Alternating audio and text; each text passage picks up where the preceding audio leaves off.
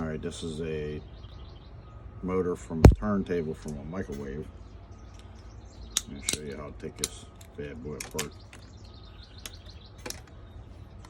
Just take the one tab, pull it over enough to get a little crack in there, get a screwdriver in there, pop it up, pop the hood, take the little gears out. You see a little tab on the end.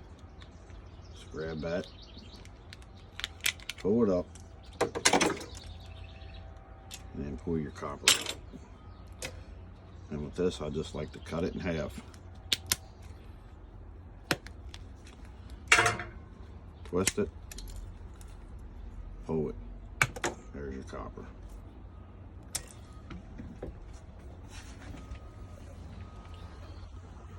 And now, if anybody got any idea of how to whack this copper out of there that's very tight, any suggestions, I'd appreciate it. Thank you.